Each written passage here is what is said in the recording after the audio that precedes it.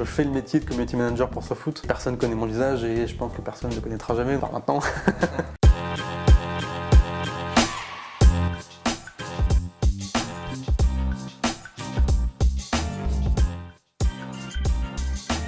Ça fait longtemps que je suis dans la sphère SoFoot, on va dire. Donc j'ai commencé par tenir un blog, le blog du Stade Malherbe de Caen. Après j'ai fait de la modération bénévolement sur le site. Après j'ai commencé à faire des piges pour le site. Et le jour où Pierre Maturana, qui se chargeait d'animer les pages, a eu besoin de quelqu'un pour l'assister, parce que lui, il fait quand même beaucoup de choses. Il s'occupe du site, il s'occupe des magazines. Bon, il pouvait pas tout faire, donc il a cherché quelqu'un pour l'aider. Et comme on fait souvent chez SoFoot, au lieu de mettre une annonce pour chercher un community manager, on va plutôt regarder si en interne ou dans la famille SoFoot, entre guillemets, il y a quelqu'un qui peut aider.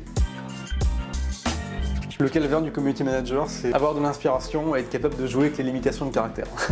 Ça, c'est autre chose. Toujours avoir l'esprit ouvert, c'est-à-dire si jamais je vois une image qui passe sur les réseaux sociaux, ou une actu qui tombe, être capable de rebondir dessus pour créer quelque chose avec la communauté, quoi. Donc ça implique forcément d'être, entre guillemets, hyper connecté.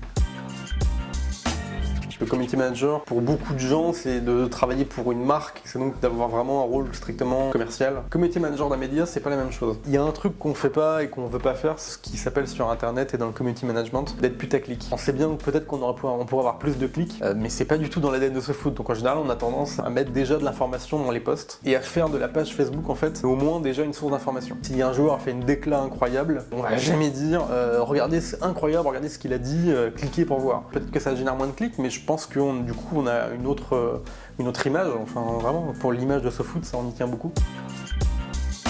Ce qui me fait rire, moi, c'est que moi j'aime bien Caen, et en fait quand on met des trucs sur Facebook, dès qu'on met une vanne sur Paris ou l'OM ou les supporters lyonnais, tout de suite on va se taper des messages que vous êtes fan du PSG. Et en fait la vérité c'est que moi pas du tout. Dès qu'on émet une réserve sur, je ne sais pas, sur Messi, on va croire qu'on est fan de Ronaldo, enfin voilà. Après c'est internet, tout est dans l'immédiateté et tout est dans ce rapport un peu conflictuel de toute façon sur internet. On aime bien débattre, la parole est libre, donc elle est rapidement engagée. Évidemment, il y a plein de gens qui nous envoient des commentaires très virulents. Le but est toujours de dédramatiser, de ne jamais rentrer dans les rapports de force.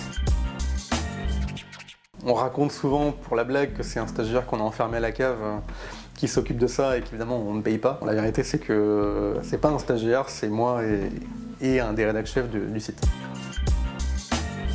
Mon running préféré, celui le plus connu, c'est la petite Magali. Comme on a inventé le personnage du stagiaire qui gère le community management, on lui a inventé une espèce de background. C'est que débile, mais il roule en Xantia, son meilleur pote il s'appelle Bruno. Et surtout, la petite blague que maintenant la plupart des gens qui sont sur la page Facebook connaissent, c'est la copine, l'ex avec qui il a réussi à reconquérir depuis, s'appelle Magali, et c'est la petite Magali. J'en parle toutes les semaines et à chaque fois je vois plein de commentaires, ah la petite Magali, etc.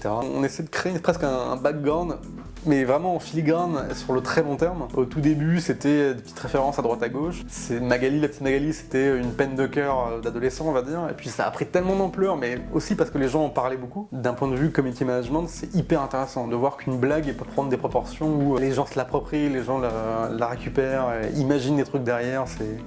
Ça dit beaucoup de choses quand même du monde digital, donc c'est intéressant.